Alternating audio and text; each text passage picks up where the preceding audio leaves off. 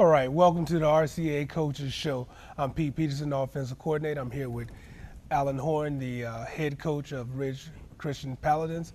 And we bring you our second week of football. It was a great time for football last night. The weather was perfect. The guys was fired up. What do you think about last night, Coach? Well, we had good participation. The parents came out. I thought it was very nice. Had a good crowd there. Friday night's a good night for football. All the fans came out. Greenwood brought a good crowd with them. It was a good team, good organization. Fans were nice. I thought it was a real good turnout. It seemed like everybody had some fun, and the kids seemed to enjoy themselves. And yes, it was a pretty good night for football. First, we would like to thank Faith Christian for allowing us to use their field to play football. That's where we're playing all our home games at this year.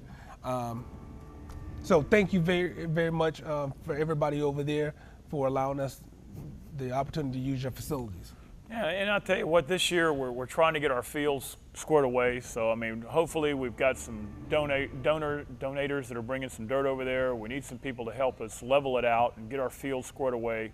Hopefully next year we'll be able to have our first football game on our own field. But Faith was very good stewards. They let us use the field.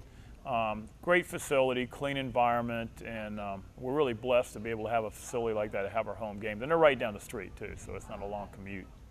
All right. And so if anybody out there would like to make a donation or have any equipment that you would like to help with our endeavor here at Ridge Christian, please contact Coach Horn over here at the school, or Mr. Ard, the principal, and so we can get that underway, because we would love to have our facilities of our own so that we can present the kids with an adequate place to play at. Coach, let's talk a little bit about the game here. Tell me about what happened tonight in the game. Well, overall we had a lot of improvements. It's hard to take a look at the ball game by the scoreboard.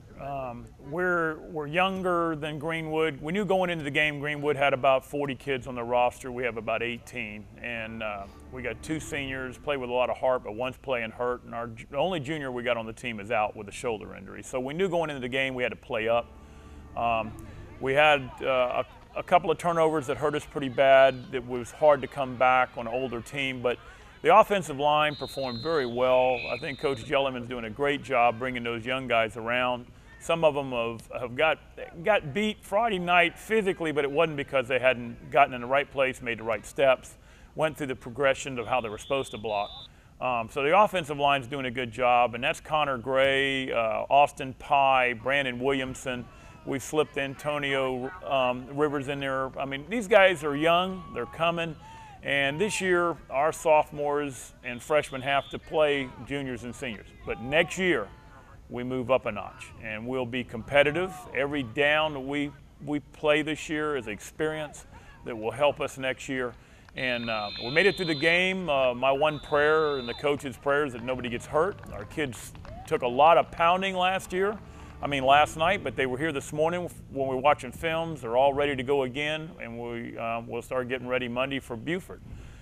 Individual performers that I think are noteworthy. We had Chase James, who is a very sound football player, but last night he stepped it up as far as running the ball, had 137 yards rushing and a 2-point conversion. And Terrell Peterson rushed for 149 yards and then threw a touchdown pass for 50 yards. Those 2 guys have been steady the whole year. They're starting to play. Terrell, being a younger athlete, he's a freshman, performed real well at the quarterback spot. We're starting to get into a rhythm with this. He's starting to make his right reads, the fakes. We're coming there. As soon as we can get all the pieces to work together with the O-line and the backs and receivers start to click, and we are moving the ball. We'll move the chains. But it's just one miscue where we'll have a ball that's picked off or dropped. But these are things, our fumbles were fumbles of aggression. Our ball carriers are trying for extra yardage. And this is positive things. I mean, when we get penalties, they're because kids are hustling over there. They may get there a little late and hit somebody late, but it's not because of a lack of effort. All of our kids are getting there. Our missed tackles, it's not because our kids aren't there. And we'll have 4, 5, 6 missed tackles on a run. That means we're getting more than half the team over there at the ball. So we're optimistic, and the coaches, we come in on Saturday morning, break these film downs, and we see these things that are important in the scheme of things. And we will be there next year. I mean, next year we told the kids last night before we prayed and broke that we want to be here. We're where we got to be. We've got to go through this progression to get experience. If they stay together and we just stop the bleeding, so to speak, where we don't lose any more ball players, next year we will cycle up.